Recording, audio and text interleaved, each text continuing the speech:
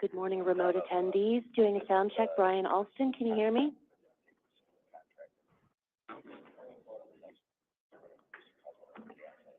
Sound check. Brian Alston, can you hear me?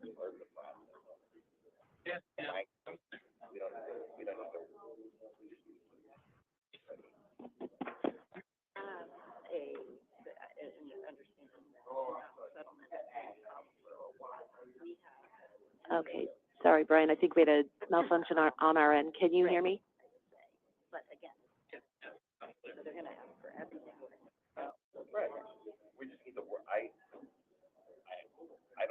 So you're saying skip to the solution because you don't need to go through the process of agreeing on it.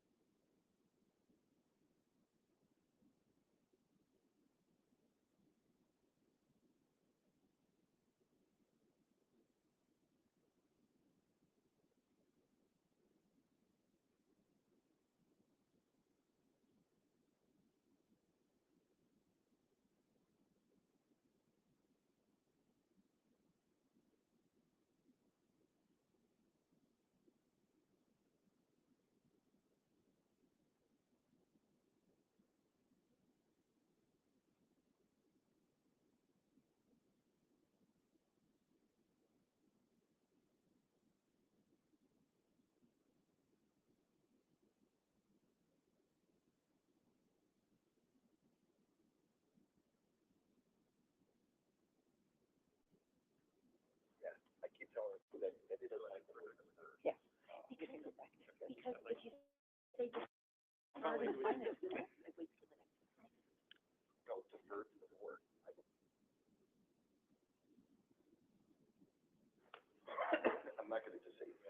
we without her, and I'll do whatever you want.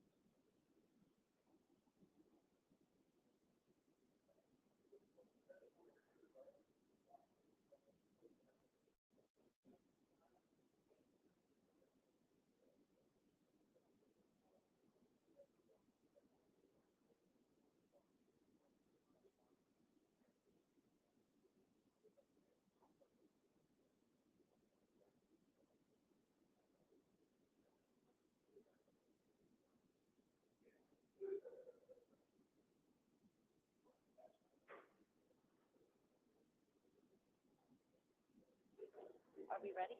5 now, right? 25 contract. Is it time? Oh my God. Yeah, we're 10 it's minutes. All right. Go ahead and call the meeting to order. I was pulling my sunglasses down like they're my regular glasses, which I left at home. Oh. I don't think I'm gonna wear those during the meeting. Make sure you have that, Joanna. Okay. Yeah. Secretary, please call the roll. Director Green? Present. Director Harrington? Present. Director Lowry? Is absent. Director Robinson? Present. Chair Ryder? Writer is here. And for the record, Board Chair Garza? Present. You have a quorum. For those playing at home, this is the Cook County Health Finance Committee meeting. Let's see, we don't have, Bill's not on my right. He is not. Okay, all right, so we don't have any members who are online. Next regular meeting of the Finance Committee is scheduled for Thursday, October 16th at 10 a.m. Do we have anyone for public testimony? I believe that we do have someone who wanted to provide testimony, Ann Irving. As a reminder, you have 3 minutes. I'll remind you when you have 1 minute remaining. Thank you. So my name's Ann Irving. I'm a regional director with AFSCME Council 31 and liaison for Council 31 to Cook County. AFSCME is opposed to 2 requests for contract extensions before you today. One is the Salud Revenue Partners contract. The other is Cedars Business Services. These are both being put forward by the Finance Department. The Finance Department has characterized the current Salud contract, which again is you're being asked to extend and expand, as being dependent upon proprietary software, as if no human hands are involved. Yet the original bid documents, which when we ask for a contract, all we ever get is the original contract, the original bid documents, which I reviewed, reference billing expertise, calls to insurance payers, and other work that relates directly to AFSCME titles in CCH Finance Department. Further, our members are alleging that CCH has changed the system for how accounts are referred to Salud. Originally, the contract provided for Salud to work a backlog of past due accounts, and then they would get a % of the returns. The expansion, and the way that was set up in the original contract, which was for a much smaller amount of money, it was supposed to be the backlog and then going forward. So it was sort of, the structure was the returns were going to reduce over time. So the fact that now the contract is expanding to from 1 million, where it was originally for those like backlog plus going forward, to 5.7 million does indicate that, I'm sorry, 5.3 million, it does indicate that something has changed in terms of how Salud is conducting its business. And again, our members are concerned that this is work they normally perform, and accounts are being zeroed out early so they can go to Salud. Then Cedars Business Services provides collections and accounts receivable for international accounts. This is a company that maintains offices in other countries. The work performed is very similar to our AFSCME third-party billers. And these are not past due accounts. These are not zero balance accounts. They begin the work on the accounts the day after discharge per the contract. So we've referenced both of these contracts in our ongoing arbitration with CCH Finance around this issue of eroding union contracts. And we urge you to reject the request by the Department of Finance. Thank you. We also received a letter too from Ann that we're going to submit for the record. Correct. All right. Any other testimony, written testimony that's been offered? Nope, no record. Okay. All right. Next, we're going to go to the August 15th, 2025 Finance Committee meeting minutes. These were approved at the August board meeting, but are being presented for the committee's review and discussion if necessary. corrections need to be made to the minutes? Any corrections? Hearing none, is there a motion to accept the minutes? So moved. Motion's been made, is there a second? Second. Motion's been made and properly seconded. Any discussion on the motion? Hearing none, all those in favor signify by saying aye. Aye. Opposed? The ayes have it. We're now going to move to items under the Chief Procurement Officer. The action items, well, I'll let you do the update. I will note that we are withdrawing, and deferring some contracts, including, some of the ones that were just, brought up during public comment. Good morning, Charles Jones, Chief Procurement Officer for Cook County Health. We have before you 28 items, but actually request number 2, number 11, and number 14 will be withdrawn, and number 13 will be deferred to full board on the, I believe it's the 26th. Just to confirm, you said number 2, 11, and 14 are withdrawn? Yes, number 2 is Pongo, number 11, Cedar Business Services, and number 14, Fire. Okay. Okay, those are withdrawn. So with that being said, we have 24 that requires responsible letters from the Business Enterprise Development Department. We have 18 back and 2 in progress. So with that, we can move to our executive sponsor.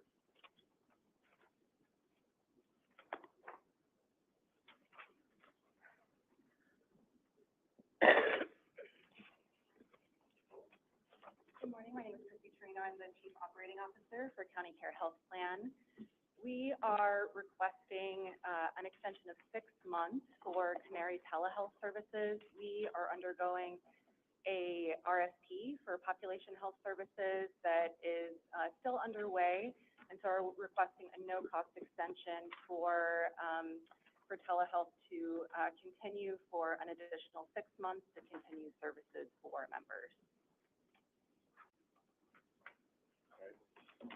Jump to number 3, unless there's any questions. All right. For number 3, we are required by the state of Illinois to contract with Chrysalis Consulting Group to provide adult and children behavioral health crisis services. We are requesting a 1-year extension to be able to continue to provide these services to our members for both children and behavioral health crisis. All right, any questions on this contract? All right, well, thank you. We're now going to move to items number 4 through 6, behavioral health, being presented by Dr. Thomas Nutter, our Chief Behavioral Health Officer.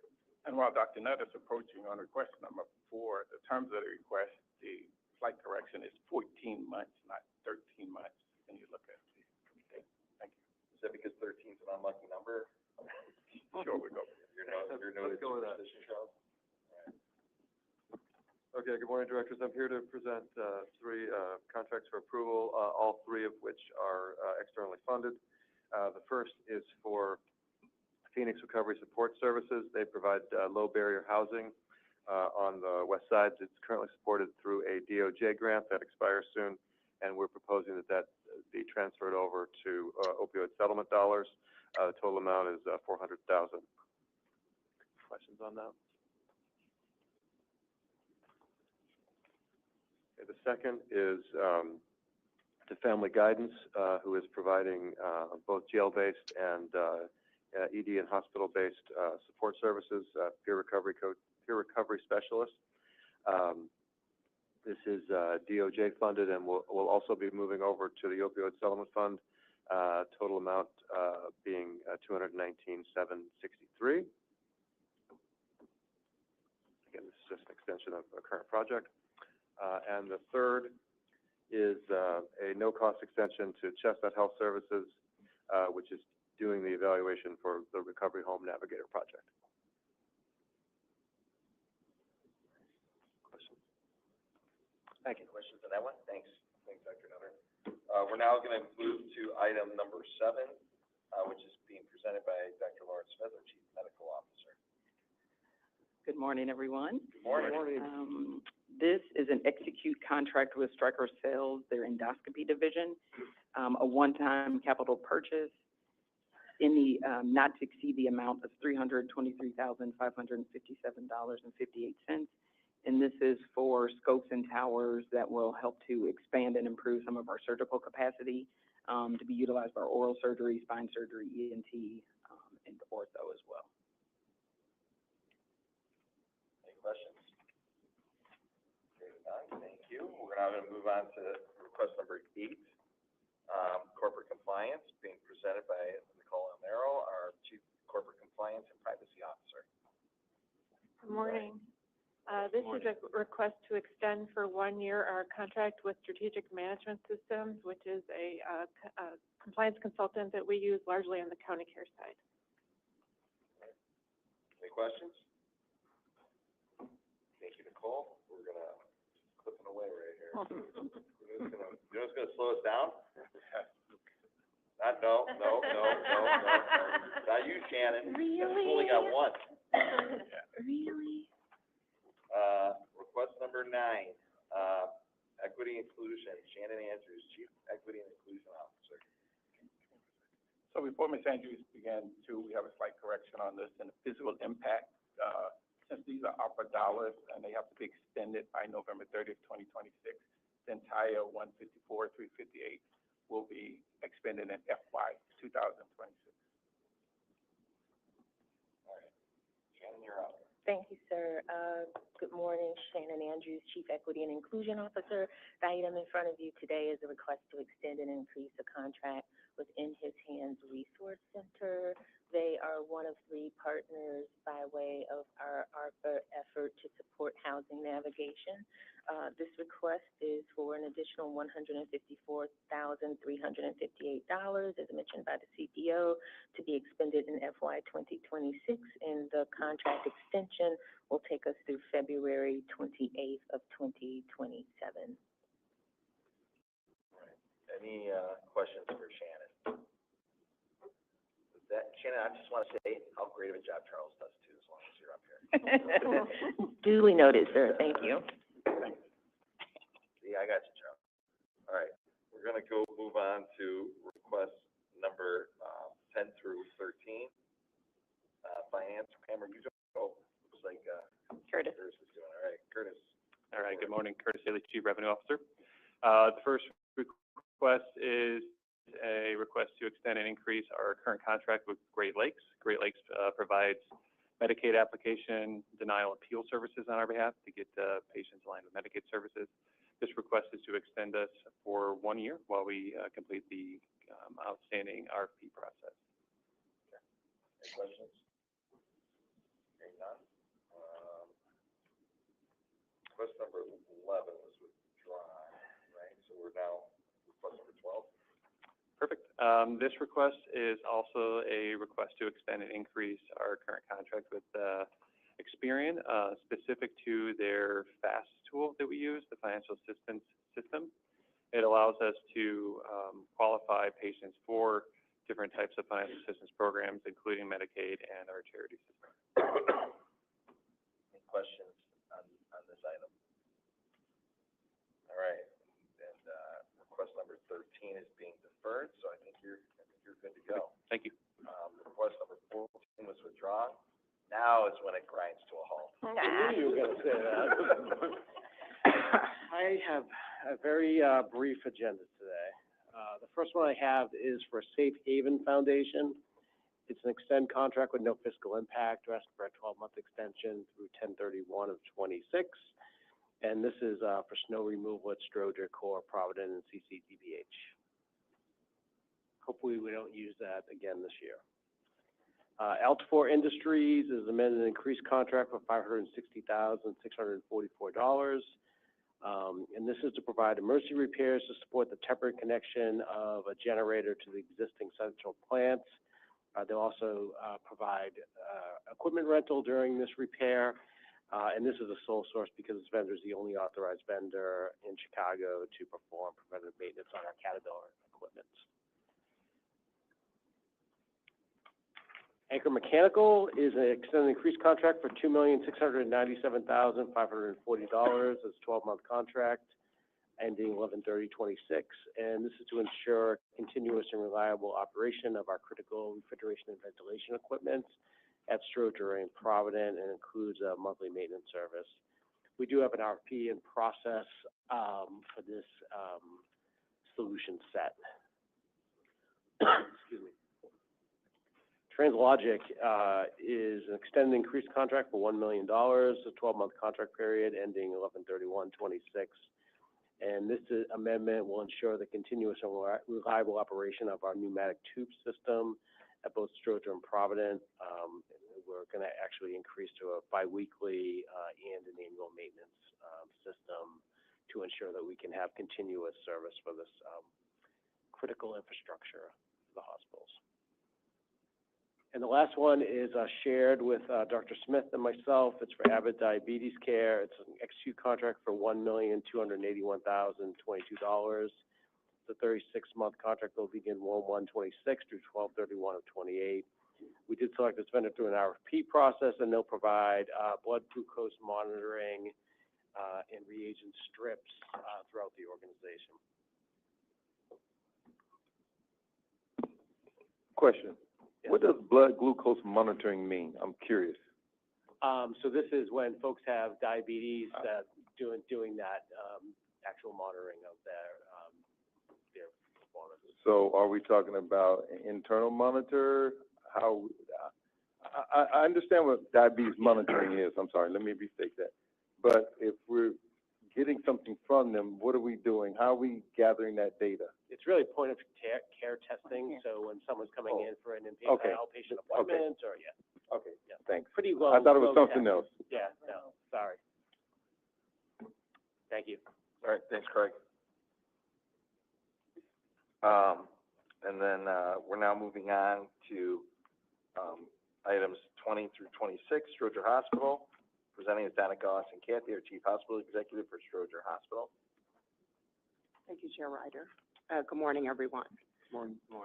The first one is an increased contract with Varian Medical Systems. This is for our brachytherapy, ARIA, and Eclipse maintenance and software support in the amount not to exceed $340,000. The current contract period is 4/15/2023 through 4/14/2026. This is a sole source because the vendor is the original equipment manufacturer and the only vendor who can offer the periodic maintenance and upgrades and support for the system.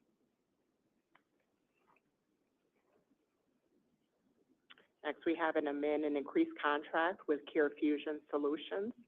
This is for our software upgrades, rental equipment, and maintenance of our Pyxis medication system in the amount not to exceed $2 million. The current contract period is 10/1/2022 through 9/30/2029. The vendor will provide equipment for the OR and hospital operations that require our automated medication dispensers. The addition of the PD Parata equipment is critical for our operational efficiency, and our current equipment is operating near capacity.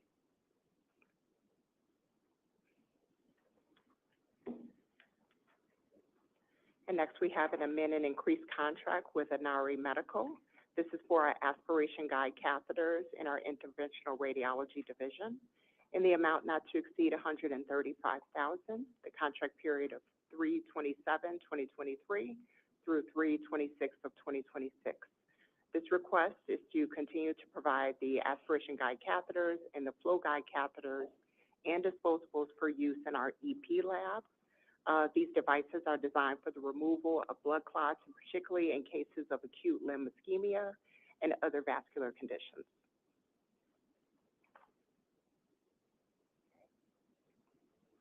And next, we have an extend and increased contract with Verity for our 340B contract management services in the amount not to exceed $200,000.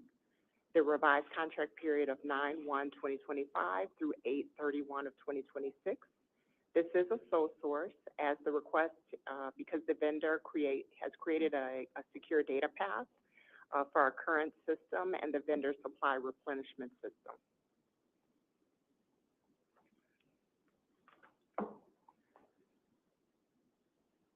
And next, we have an amend and increase contract, amend and extend and increase contract with Civco Radiotherapy for our clinical supplies.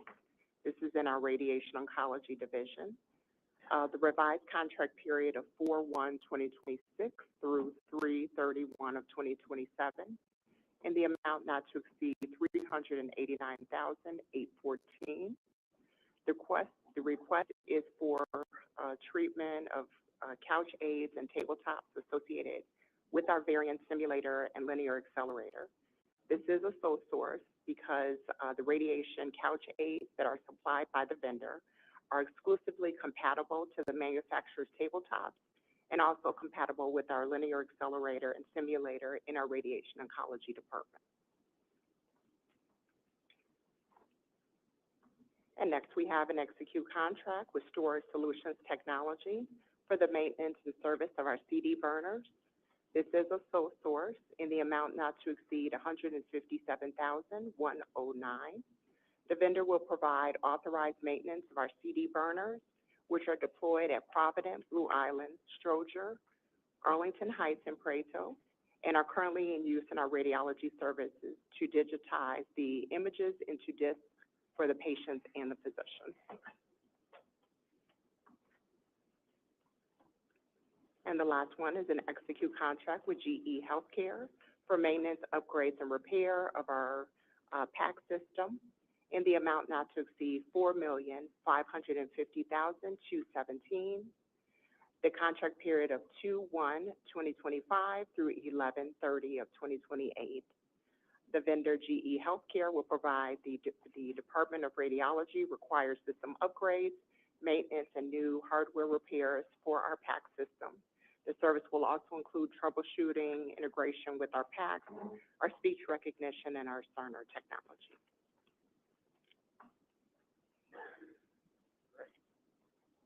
Any questions for Donica on any of the items she presented?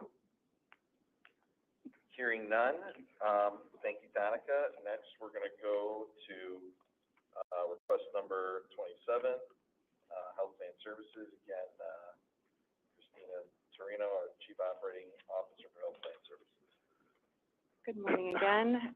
Requesting an expenditure for Sellers Dorsey and Associates. Sellers Dorsey provides consulting services.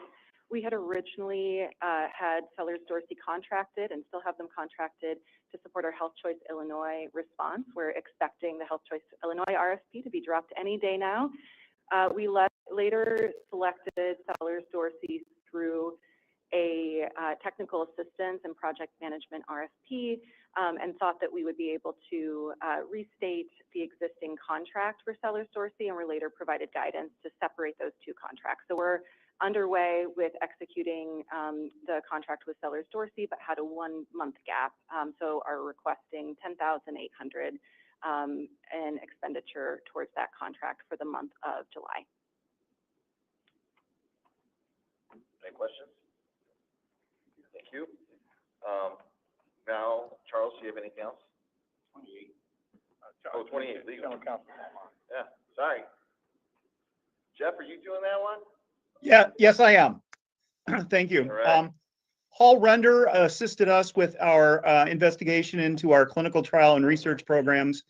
They had a subcontractor working for them on that. For some reason, the subcontractor failed to invoice them during the months of October, November, and December of 2024.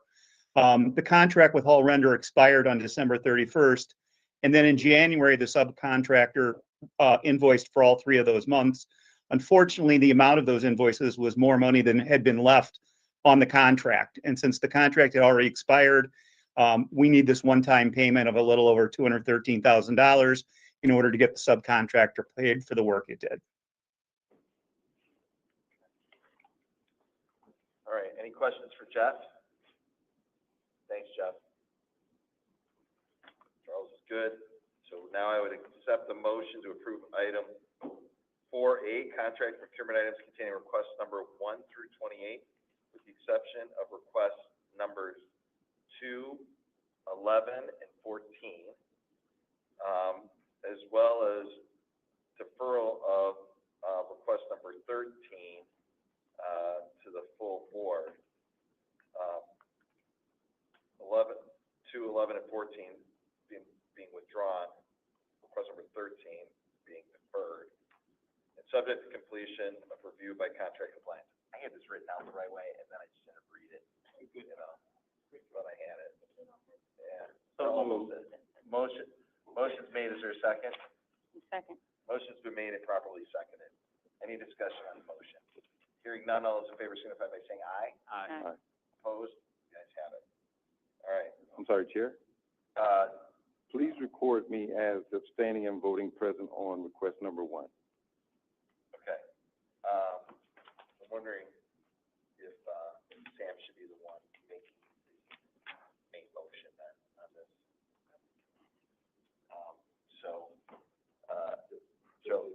Joe did it. Sam didn't do it, just Joe did it. Okay, all right. That was right. Okay, all right. Next on the agenda is, report emergency purchases. Yeah, We have one being presented. Yeah, so on August 29th, we provided notice to Board Chair Gaza and Finance Chair Ryder for an emergency purchase for the vendor to provide physician advisory coverage and clinical review and appeals preparations related to the recovery audit contractors, which is RAT audit, program for the Department of General Medicine. That vendor was Sound Physician Advisory Service, Inc. It was a 12-month contract for not to exceed $1 million. All right. Any questions on that item? Hearing none. Thank you, Charles. Thank you. Now we are moving to items under the Chief Financial Officer. Pam? Yeah, thank you, All right. Chair Ryder. We'll get the grant award related items first. Yes, first item before you is the receive and file grant award related items. Happily, this month, we have quite a few grants. It's been fun pickings the last few months. But we have 13 grants here listed for a total of $4.6 million, $1.3 million of new awards and 3.2 of renewals. They're all listed there. If you have any questions, a lot of the executive sponsors are here. Any questions? Hearing none, is there a motion to receive and file item 5A, the grant award related items? So moved. Motion's been made, is there a second? Second. Motion's been made and seconded, any discussion on the motion? Hearing none, all those in favor signify by saying aye. Aye. Opposed? You guys have it. I sure use my gavel.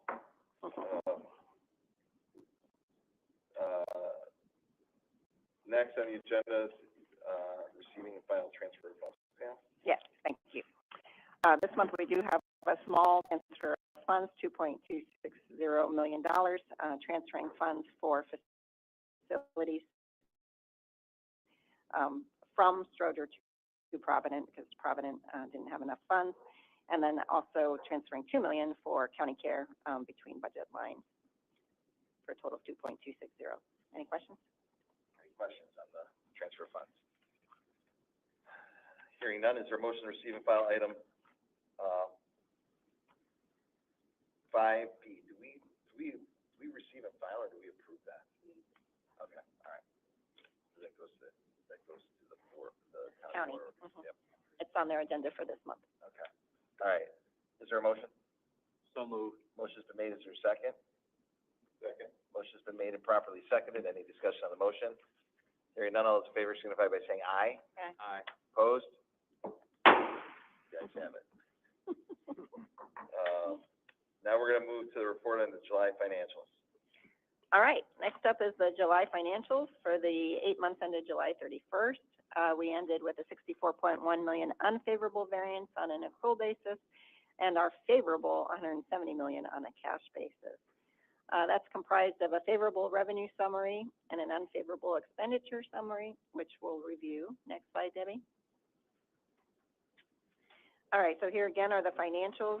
Again, just looking at the total revenue line, $125.7 million favorable.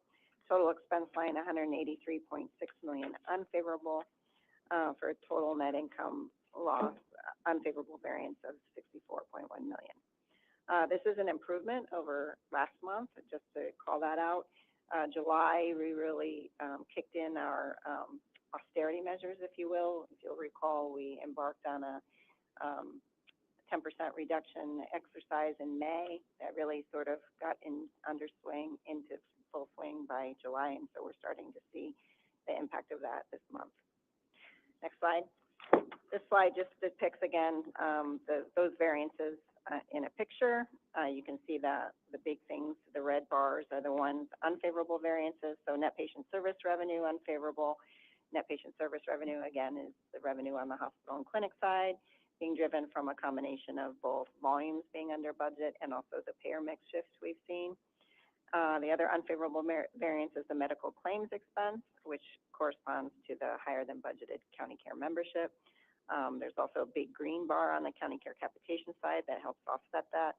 And then the green other green bars are all the positive variances where we would be under budget. Next slide. All right, moving on to volumes. Again, we've talked about this in past months. Still lagging behind budget. However, this month I do want to call there was some discussion last month, so I do want to call your attention to the two right columns, July of this year compared to July of last year, showing that there was discussion around the surgeries, but the surgeries are picking up. I know Donica's here if she wants to add anything, if you would like. You don't have to come up unless they call you. I don't see Dr. Turner, but again, the volumes are lagging behind budget because we budgeted for certain things to happen that were deferred. Any questions on that one before we move on? Director Robinson, usually you ask about on this one. I actually had a conversation with Scott prior to, so You're good? he answered some questions. All right. All right, next slide. All right, okay, so this one again just depicts the volume trends over time. Next slide, nothing to dwell on there. Payer mix is staying pretty steady with the Medicaid at 52.5%. It was 52.9 last month. So again, fairly steady the last few months, so which is good. We've definitely seen the downtick in Medicaid and uptick in charity care, which is impacting our financial performance. Next slide. Revenue cycle continues to improve as well and get their key performance indicators in line, still recovering from the Change Healthcare cyber attack. But spoiler alert, next month when we come back, I think a lot of these indicators will be in the green. Yeah, may I ask a question? Sure. I'm sorry. Earlier, when we were talking about the different monies that were being requested, there was one money that was mentioned about the software system to qualify people for Medicaid. Yes. Okay, so once they're qualified for Medicaid, do we have any luxury of pointing them to county care? We do not. They have choice. What does choice look like?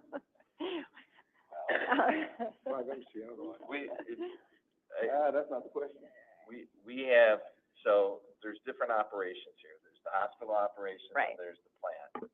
The plan has people who work as navigators, or no, the hospital has the navigators, and the plan has navigators. Both, actually, we both have navigators. Yeah, but for different things. The plan is to help people pick amongst, get their benefits through the county care program. And the other one is to make sure that they have their options to pick things on the exchange. So we have different fiduciary responsibilities depending on which hat that we're wearing. We do have the advantage that the plan does have the advantage of having, being here, being part of the system. That's the question I was going to ask. But, we also have to make sure that we're offering people all of their options too. And I see Chrissy's poised to jump in if you would like to. Come on down. Members are able. So Chrissy, excuse me, can you speak into the microphone? The Absolutely. online can't hear you. Oh, okay, thank you. Members are able to choose health plans. We've been consistently over the last year at about 30% choice. So of anyone that chooses a health plan, 1 out of 3 folks are choosing county care, which is actually quite an increase from what we had seen in the prior year, which was between 10 and 20%.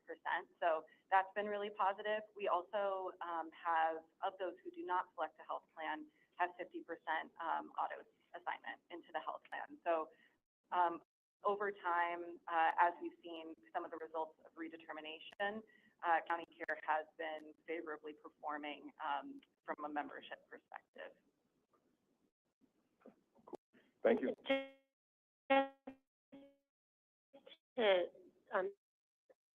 add on, just remember that one of the primary tenets of Medicare is that their beneficiaries should always have choice. So that's whether we're recommending DME equipment, managed care services. They want their members, their beneficiaries to have choice, as well as their state laws against steerage that we have to be aware of. So.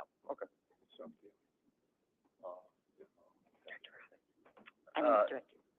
Joe? Yes, this is not a question, but a comment and maybe just an observation. A member of my church who I've become very close to recently had a colonoscopy. So I was following up with him to find out how the colonoscopy went and how he felt moving forward. I was surprised to hear that he said he had County Care. And he was very pleased at the number of people that called him and reminded him of an appointment and navigated him through that appointment.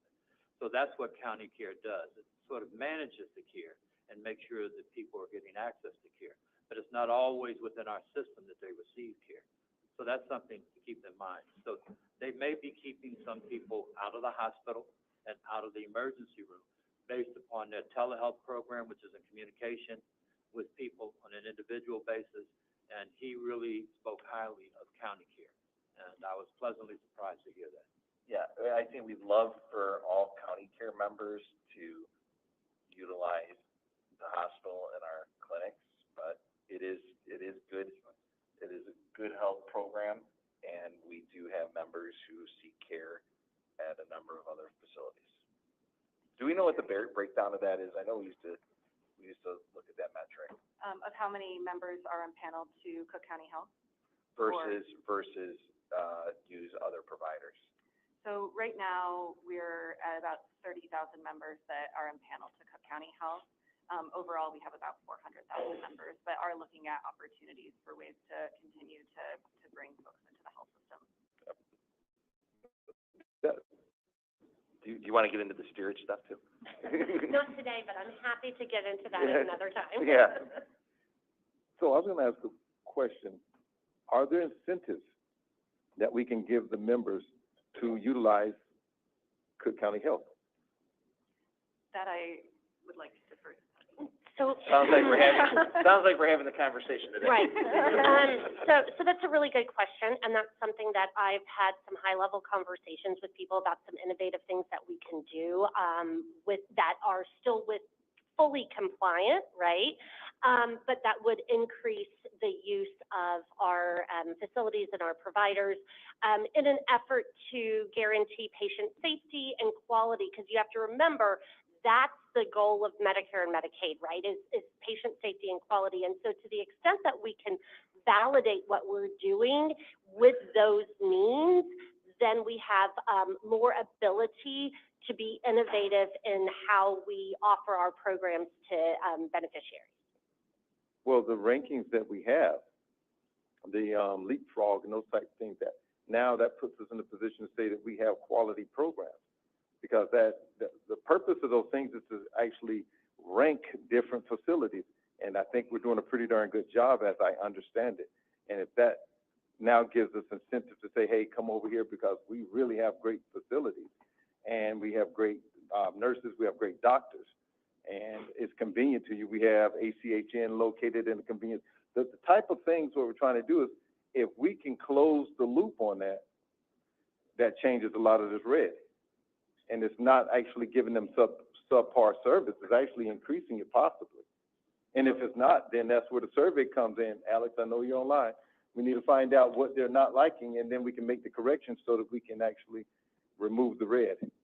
So the things that we have to make sure that as we go through this, that we're making sure that we're in compliance, and also that part of the discussion about how we use our, how strong our health system is on quality and delivering services right now is not just important to County Care members, but also to other folks who have private insurance or who are, using Medicare, right? Those who are Medicare eligible. So it's not, there's for some folks, like we have for a long time, we had a high rated, vision clinic. Bill Hammock, our former chair, used to talk about how that's, he used the clinic care, for his vision. We just need to, we don't have to stop at county care, I guess, we should be marketing that, like what you're talking about, like the leapfrog scores and, how our rankings continue to increase. I think that needs to be out there, that we're a good choice in the medical district, and we oftentimes, make it less complicated for patients and other providers who are looking at them as, they're not looking, they look at them at that first visit and how, and whether they want to keep that patient, in their system, right? Because there's some hospitals that will have somebody, present, at an emergency room, but, whether you can prove it or not, they're looking at their coverage or lack of coverage, and they're moving them along, right? So, I did a little time, investigating healthcare fraud, so. Fun. Yeah, back in the day. Any other questions? Yeah, Chairman, I want to weigh in on this. So, Sam, let's put county care aside for a second. I think there's a lot of merit in what you're saying, and I've said in this meeting, or not this committee meeting, but just at board meetings, that I think we do an exceptional job marketing county care, and I've been told that by other CEOs of MCOs. I think the work is really in how we market our ambulatory care, right? Because that's the first contact you're going to have with the patient in the community, and having that patient see the value of being a patient at county or at the county system, do with specialty care as well, and they'll understand that there's an opportunity, as well as with the other 4 MCOs, to have a choice as to which MCO they want to go to. But I've been hammering on this for 5 years, and now I've had good conversations with various leaders of the system, and I think we'll start to see a more enhanced effort to market our services at our ambulatory clinics. It's not just the medical district, it's what we have going on in Arlington Heights, what we have going down in Fort Heights, throughout the entire county. So I'm a firm believer that we have world-class health care in our county system. And how the patient relates to that, to county care, will be up to the patient to make that determination. I have someone I know who's actually a doc in our system now that works in the emergency room in one of the Franciscan hospitals, was on the state line in Hammond. And, he would get patients in there and say, hey, you're an Illinois resident, you live in Cook County, you should be signed up for county care and, utilizing their clinics, right? Like, again, Fort Heights, Blue Island, throwing this, even if they're presenting, just like you can get your health coverage, right? You have a good option available. So that's right. And that's because of the work we have already done, especially educating the medical community, especially folks in safety net hospitals. And we just need to continue doing that. All right. And this is, hi all, this is Alex Normington, Chief Marketing Officer. I agree with everything that had been shared and all of the sentiments. I'll also add that marketing our specialty services and then the primary care medical homes where we have capacity is a priority for us.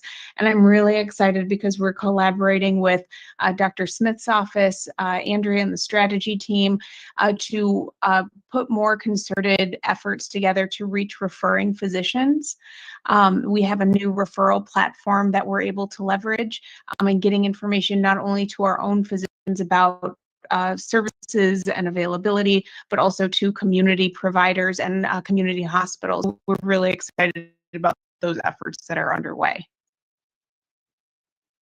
Yeah, and, kudos to Alex and her role, because she's, you know, she has, you know, doing leading communications and marketing in a healthcare environment, especially a public sector healthcare environment, where you're working through government relations issues, normal, like, business crisis communications, which, you know, we have them just like everybody else does, and then, you know, showing everybody how well we operate and that we're a first-class, facility. I just, you know, let Alex let you know that, I think you've done a great job since stepping up into the role.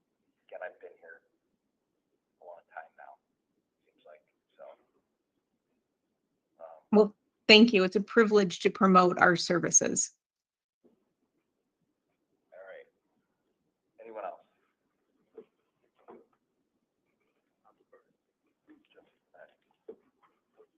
All right, are we ready to go back to the financials? Is that what we're doing? Yeah. All right. Where we were at. Okay, next slide, Debbie. Denials, yeah. So denials are in the green here. Again, we continue to make progress on preventing the denial from happening in the first place. Next slide. Our charity and public program expenditures have been climbing, as we've been mentioning all year. The traditional charity care line increasing, as well as the other uncompensated, which is bad debt, also increasing. So we're significantly over what we budgeted in the last several years. Next slide.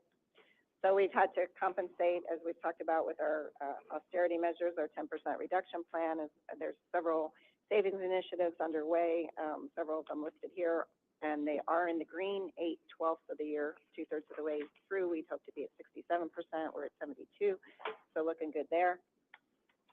And then last slide is County Care, who continues to run at a loss this year.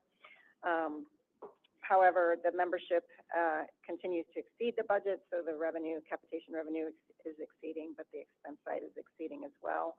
One call out here is the way they've broken out the graph at the bottom. Since the HBIA population is gone away, we can see what portion of both the budget and the actual numbers were anticipated for HBIA and F. And that is the end of the report. All right, great, thanks, Pam. I'm sorry, Chair. Yes. We should give Pam, at least one clap for the denials, because you guys are, you're at your mark. Just one. Well, More. actually, something we do at Scout Camp, we actually have a one clap that we do, so. Is that right? Yeah. There you go, thanks.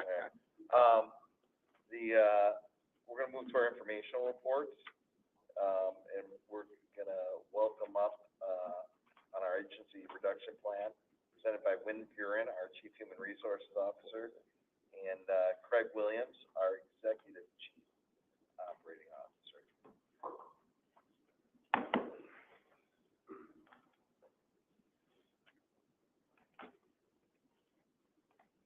All right.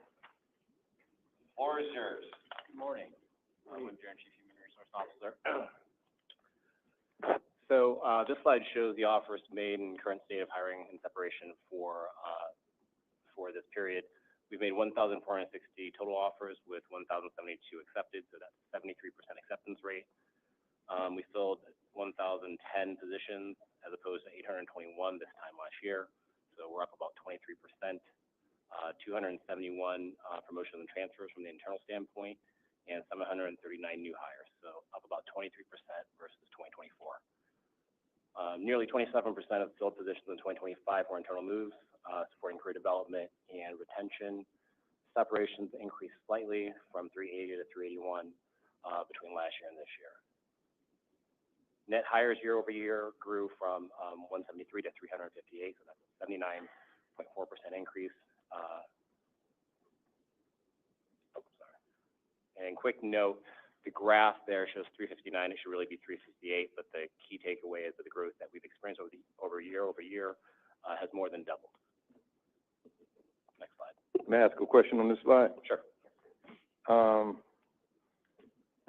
Great on the internal movement.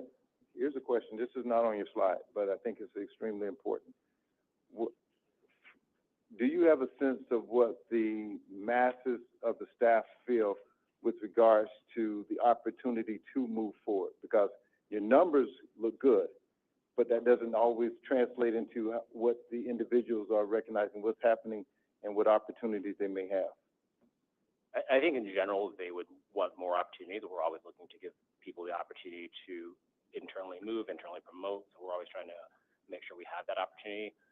Based on some of our contracts, there are certain things that will just have to happen based on the contract from an internal promotion standpoint. But I think we always want to make sure that we're giving people internally the opportunity to move into new positions and expand their careers. Okay. And I think we talked with Dr. Keaton. Employee survey scores that we do.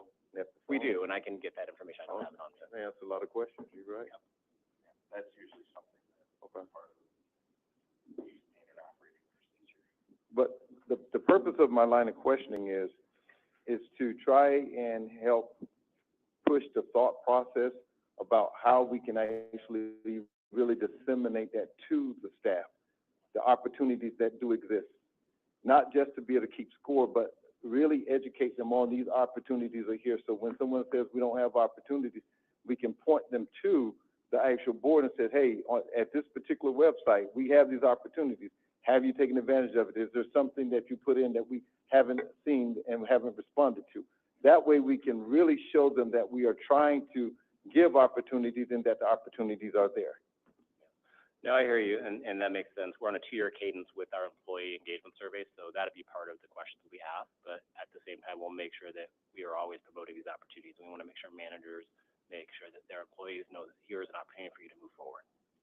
And again, the reason why I asked the question is because prior to your coming on board, we have a lot of statements that are made about those opportunities are not there. And then when we talk to you and your predecessors, the opportunities and others, the opportunities are there. So now let's put the truth forward and give opportunity for everyone to understand that. And if we don't put the mechanisms there, we'll still dance to the same song when the music actually is something else, but we're dancing to the words of a different song. And hopefully that analogy makes sense. Yeah, I would say anecdotally too. I mean, we were just doing leadership rounds, Dr. Smith and Donegar and myself, up in the burn unit, and I was very disappointed to hear that there was a new grad nurse that had actually become a new grad nurse from a medical assistant, and I was disappointed because she left ambulatory and went into inpatient nursing. But we have a lot of these great stories where people have come to Cook County Health in a lower role, got additional education, and were able to get into different roles. And so I think highlighting some of those career paths would be really important for people to see. Yeah. I totally agree with that, actually. That would help out a lot. We also, other than right now where we're in some of the job titles doing expedited hiring, because we're moving people from agency positions into county positions, we have a lot of our agreements structured with, I know the nurses is a great example. Everything has to be posted for existing employees before it can be released to everyone else, which also sometimes creates attention because one, you want to make sure, out of policy, you want to make sure that you're getting things out to the public, but then, the opposite side of that is making sure that you're also giving first crack at it to your folks who already work here. So there's constantly a balance, and, with us being, having an environment where we have a number of, almost everybody's represented by a union, there's already a lot of folks watching the hiring process, so there is, more often than not, our challenges are have been less on people knowing that there's positions there. It's about the speed at which we can do it, and in some areas being able to have open positions that we can fill even when we know that there's a need partially how we got into this agency situation that we're in right now, because we, there was a period of time specifically during COVID, we used to deal more with hiring speed, and then we got into like heavy agency usage, other than some areas where we always had it, like food service, things like that, where people wanted to scale something up quickly. So we relied on agency contracts, but as Craig will tell you, that people just started, like, everything became a hurry, like, oh, let's not bother with this, and then they would go right to agency. Now parts of the people were managing folks that were not their employee anymore, so they're direct employee. Sorry, I sort of jumped in there for you. Yeah. It is really more observational, and I'm going to use the term that I really don't like, post-COVID, because when COVID hasn't gone anywhere, right. So we talk about being post-COVID, and so people still need to be immunized, and so we don't have any real recommendations right now, so that's an issue.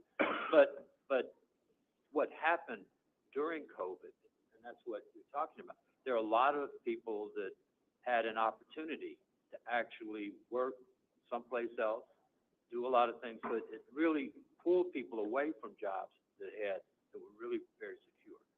I would venture to guess, but I don't have the data to show it, and I'm going to ask that somebody that started here 10 years ago probably is in a different position today. They've moved up in the system, and it would be interesting to see, based upon tenure, what kinds of opportunities have been available and people that have taken advantage of that, because we probably have some managers that currently today, that started out 10 years ago, that were not managers. We probably have supervisors that came here, were part of the team, and are now supervisors. So it'd be interesting to see, because we're talking about new hires, what's happened with the population that's currently here, and how have we really helped them, in a sense, really accelerate their careers. And I've also heard it say that we have a very loyal staff. People don't leave the county, and people retire from the county. So it'd be interesting to look at that data, because I think that we can really show that people have been committed here, they enjoy working here, and they have, over time, moved to a different position. The only thing I would caution is seniority and tenure does not equal capability. And if you promote people just because they've been here, the ship will go down if they don't have the skill sets to operate in the role. We have to be very careful about that, because public institutions, government institutions are notorious for doing such. And then that's when the red tape.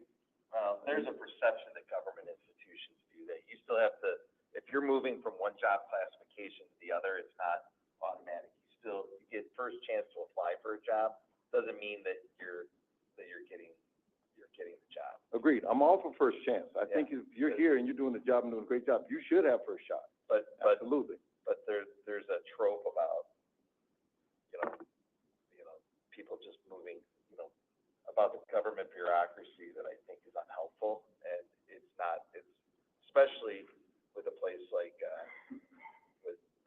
like this institution, where we've done a lot of diligent work around our hiring plan that was sparked by the Shackman litigation that started in the 1960s, that then went beyond that. And I know Carrie could talk to you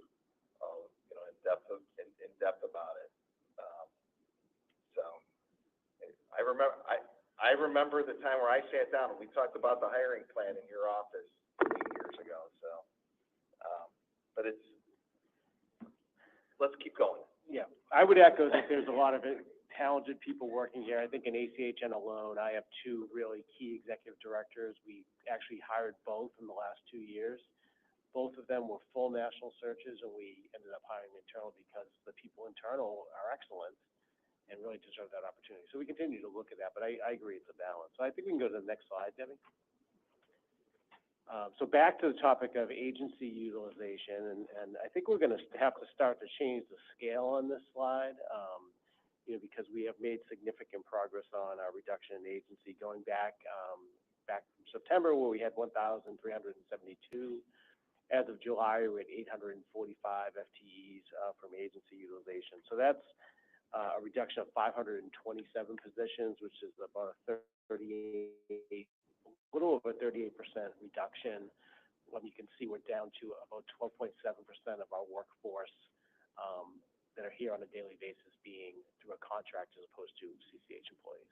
So we should highlight that this, we always have, you know, we're still identifying, you know, another folks raise today, whether we are, you know, there are always people we have to add back in. Yeah. But I think we've captured, you know, the vast majority, because there's big glowing ones, and I think, you know, the last big one was probably working Guidehouse, the numbers. And it's still very dramatic. Yeah, there's If I were definitely. coaching you, I'd say leave the slides looking like this, but I understand that you want to make it. Well, I'm just afraid, like, next month, we're gonna be below the slide, you know, it won't even be a number on it, so we're gonna have to change it.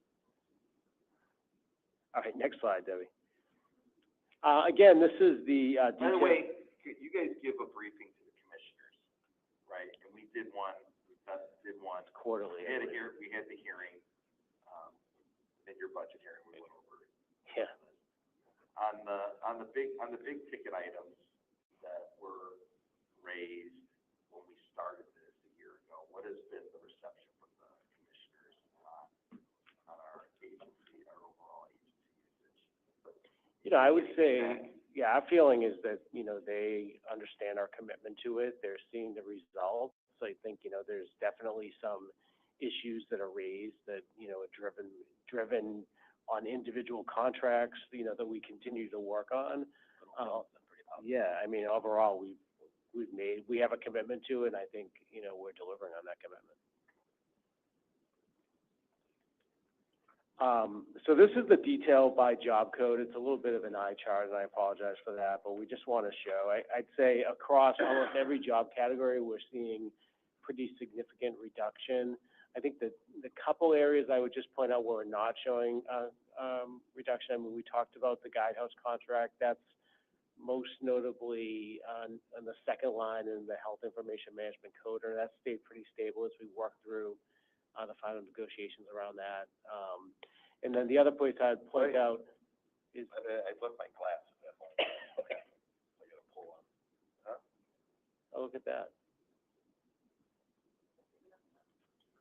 Yeah. Okay. All right.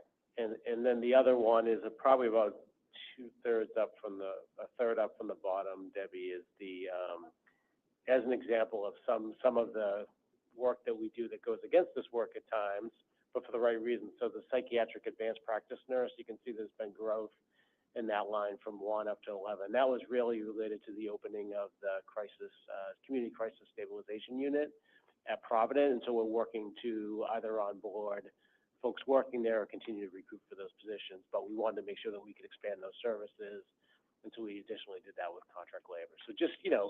So on the Guidehouse number, Curtis, we have 74, is that what we were saying, is that we have 76, management coders working under the Guidehouse contract? Okay. What are the rest of the people doing?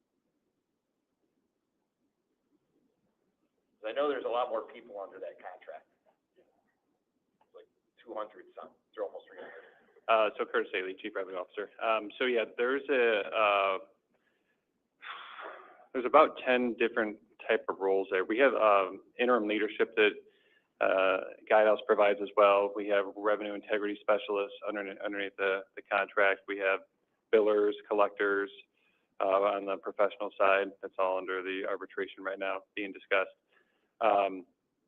We have some enrollment specialists that assist us in our CAQH software. So there's an array, and then different project type work.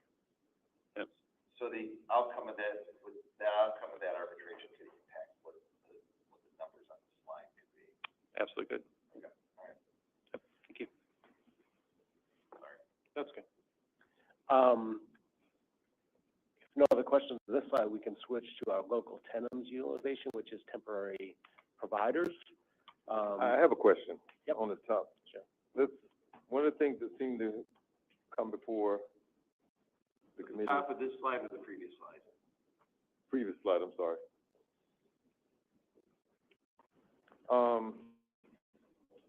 And I know we're working on it, the clinical nurses, because that's we still have a large number. The question I would ask is, from an operational standpoint, what would really be our target that we want to keep in this category? Because to me, from an operation standpoint, that's really the bogey. The bogey is to get down to the number that we want to be in this category so that we're operating and being able to flex up and down according to the census. You want me to take that? Yeah. I don't see being here. What I would say is, from my experience, you know, and certainly with the benefit package that we have in terms of days, time off and things like that, we do need some component of temporary labor around our nurses to be able to deal with seasonality. Mm-hmm. So certainly vacation seasonality, obviously more people take in the summer than in the wintertime. So we augment staffing that. We also build up for the flu season. So, you know, it's probably in that 10 to 15% range that allows you to kind of manage for those types of fluctuations. And I know that there's a lot of work happening right now in the accelerated hiring that's specifically pointed towards the NNOC contract that Wynn could probably speak to. Okay. Yeah, I don't want to, you know, having dealt with this issue for a long time, there's an acknowledgement specifically from the nurses that there has to be some, from what I recall, to qualify that there has to be some level of agency, because there's things that are not predictable, right? And, you know, ideally in any operation, you have enough staff to cover people's vacations, but you, with a system like this that has so many different operating parts, and some are big and some are small, you can't just move a nurse from one unit to another unit to cover that spot. It's where people are covering year-round position that creates an issue, right? And getting, you know, continuing to, are we going to get what our hiring rate for nurses is? Because we, you know, how many days it is to onboard somebody? It's about 121 days right now, so That's high. yeah, that's high, and that's That's real high, actually. Yeah, I mean, we've had it a lot lower. Yeah, so part of what accelerated hiring will allow us to do is bring that number down by, you know, through a number of different levers we'll be able to pull, but we should see that start to work for us over the next few months once we put that in place. And we talked about this last month. I think, you know, we've been as low as 70, 72. I think our average, like getting kicked in the head with it, was like 110 days. When we first started feeling good about it, when we got it down to 90 days. Mm-hmm. Yeah, and the goal is to get it back down there again. So I think we'll see those numbers start to move towards the end of the year once we move into accelerated hiring.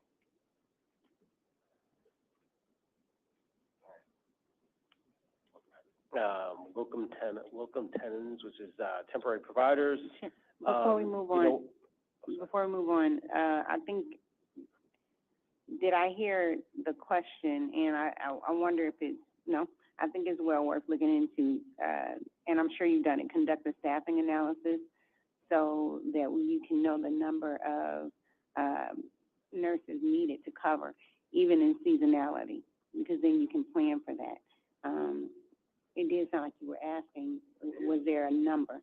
Like, when you do your staffing analysis, how many are needed to actually cover it? And there will be variations, but that's what the staffing analysis throughout the year is for.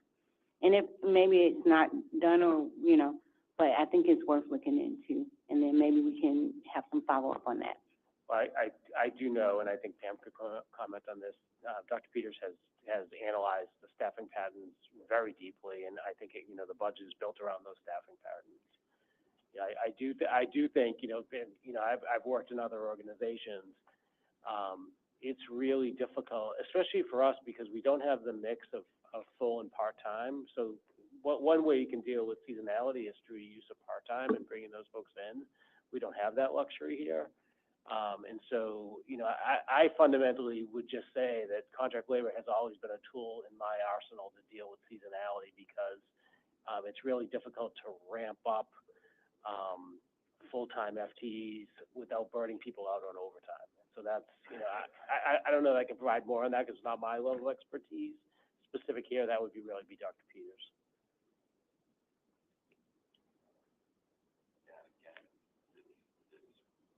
It's people's ability to move from one unit to another.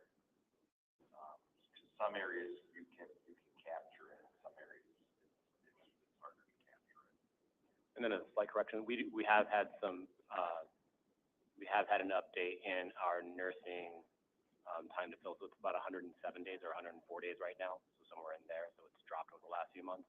So we are seeing that start to speed up. Okay. Do you have like a phone a friend you're using? I do. Oh. I don't have that benefit. I don't have any friends, I guess. All right.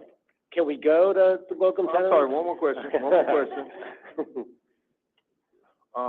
Maybe a couple of meetings ago, we talked about the system that was a pilot that we're supposed to be implementing to speed up the process.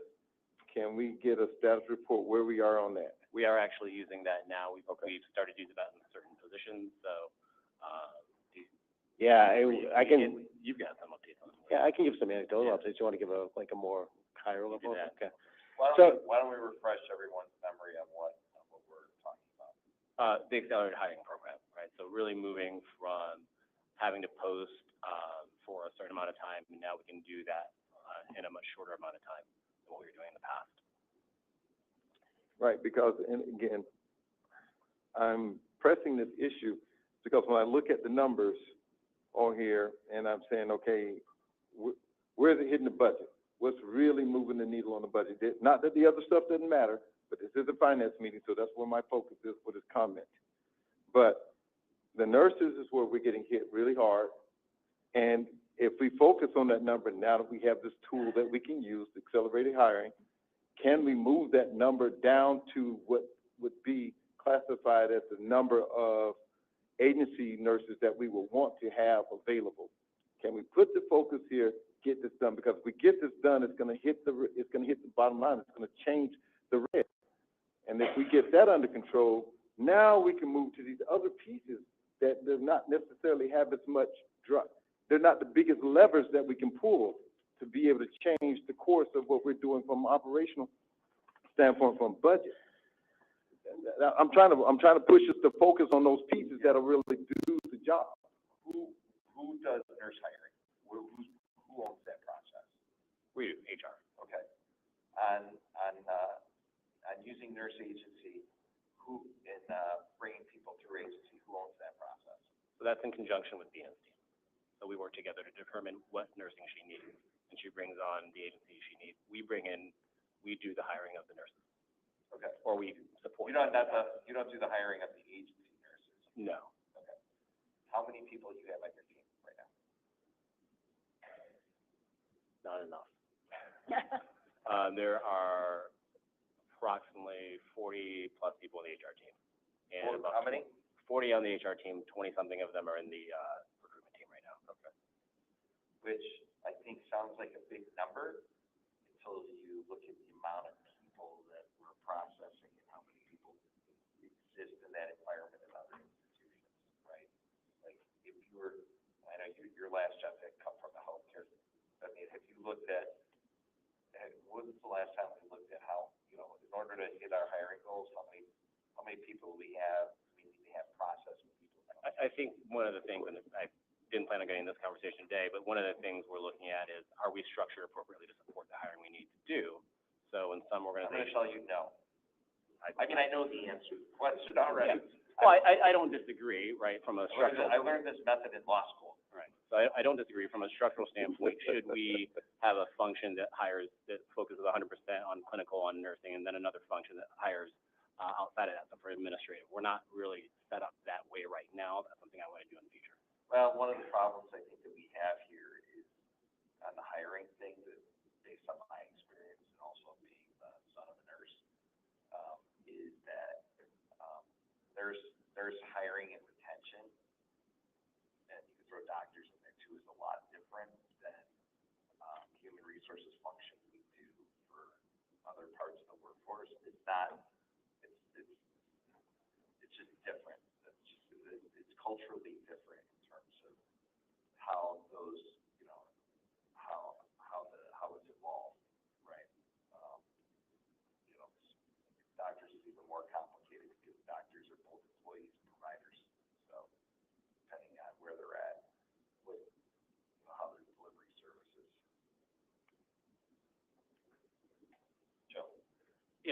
again, this is providing some context, again, related to COVID. COVID opened the door to opportunities for nurses that didn't exist before COVID, because they can make more money in 2 days than they can make working a whole week at a hospital. And we saw nurses leaving, traveling the country, and to some degree traveling the world, because they could make enough money in a couple of days to do things like that. And so that's changed things specifically, and the big focus of discussion is around nursing. And nursing has changed over time. And I would also offer up, this is not a problem that's unique to our system. It's a problem that's not even unique to this country, because you go to any hospital anywhere in the country, they're stressed to get an adequate amount of nursing consistently in terms of having a nursing pool at their hospital. So this use of agencies has changed in some respects. It's not as bad as it was, but I don't know if this is something that anybody can really get a handle on. Well, Joe, you may know this based on your experience study of it. We lost. Some people made bank, and some people just left the profession too. Yeah. I don't question anything that was, I'm sorry, go ahead, Rob. I was just wondering how this works. With my hand. It's okay. I gotta figure it out now, though. So when I think, it's all right. So I think you've acknowledged that you have a shortage in HR staff to be able to keep up with the hiring needs, right? Or at least Bob acknowledged it, the chair acknowledged it. So, are you guys stratifying the priority of who you hire, or where the resources go to make the hire based on risk, quality, safety, financial impact? Are those things factored into how you prioritize hiring or stratify who you hire? So most of our focus this year has been on hiring agency in. Yeah. Right? So the next group we're focusing on now are how do we handle the accelerated hiring process and bring in people through that methodology. Mm-hmm. What we have to get better at doing is exactly what you said. Where is our highest risk, right? When we anticipate who's leaving, how do we get ahead of that and understand who we hired there? And then also saying, how do we focus on one line of business and say, this is the group we need to really focus on, here's the process we're going to use, and then make sure that we can really increase the turnaround time in that area. So that's something that we're looking to improve. Yeah, and I don't want to dismiss what my colleague was saying about there being a global and national shortage, because I agree with that. I see it in my work. But I think when we start talking about the intricacies of what we do in the system, it's got to always be about stratification of where the need is at, and what contributes to that is risk, safety, quality, financial impact, and whatever other criteria that would be a priority to consider, I would say. Well, and with that, then we gotta keep going on this. Well, you started the conversation. Part of the stratification is also what we're currently doing, and that's prioritizing the conversion of agency, right? Convert agency, getting people in the door, which helps improve. Instead of working next to contract employees or agency employees, you're now working next to someone who works for the system, improves morale. Sometimes you have contract employees working next to full-time CCH employees, and full-time CCH employees don't like it. They feel like they're held to a different accountability standard than the contract employees are. It's an opportunity for the contract employees also, to come over. It also picks up morale, which then gives you, and it also fills in some of the existing vacancies that we have by creating those opportunities in the places where we're not just creating PIDs. And then you get to the part that I think you're talking about with that we're getting into the accelerated hiring and getting people in the door, which again also helps improve morale. We've had that our employee engagement has the last time we had a survey, and our scores were up, our scores on all that stuff continue to rise. Okay. Let me toss one more thing out if I can. I gotta go to locum tenens. I gotta let him move this slide. I'll talk to you afterwards, because I have a real idea. All right. I would say to bring all this back to the finance committee, though, the reduction, and nursing has a similar reduction. The 38% reduction is is there's cost savings every time you convert someone from an employee, from an agency to an employee. The other thing that is inherent in those numbers is that we've actually have a reduction of bodies at work every day, probably about 100 or so. So both of those actually impact the financials in a positive way. I totally agree. I'm trying to give you a catalyst to speed up the reaction. Love it. So locum tenens has stayed pretty steady. There's lots of ins and outs. Unless folks have specific questions on this, I can go past this slide. Excellent.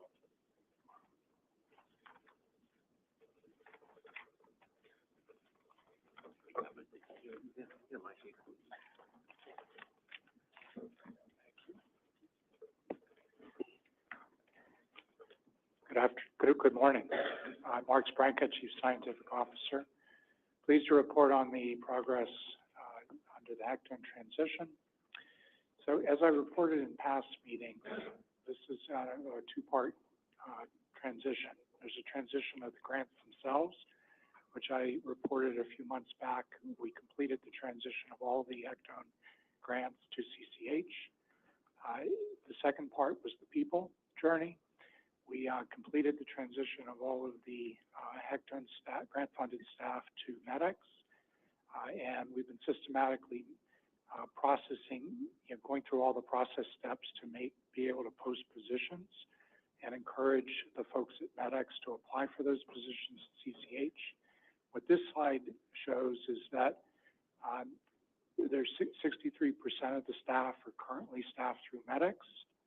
34% of those staff is successfully transitioned to date and are onboarded at CCH, and 3% are scheduled to onboard on September 8th. So we made good progress over the summer. I just this morning, if we kind of look at the next few months, this week we did a couple of things that I wanted to kind of update this group on. So first is we were waiting to get HIT approval for a few of the grants, because although the grants had successfully transitioned from Acton to CCH, the cycle of grants is that there's always kind of renewals, and a couple of them had ended in the end of July, and we were waiting for our sponsors, the federal government, usually HRSA in this case, to approve the renewals. Fortunately, we got the notice of approvals, and just this week there were a bunch of kind of new grants implemented into the system, and that made it possible for us to approve the remaining bids, and that just happened this week. So that's going to accelerate the process of making the remaining positions posted and encouraging the remaining staff to be able to apply. And then we're on track, we think, to complete the posting and offer process by the end of the year. The one last thing I wanted to update you on is this morning I met with the folks who are remaining at MEDEX, who are still at MEDEX. The mood is good. It's been a long journey for them. Lots of uncertainty, some fear, of course.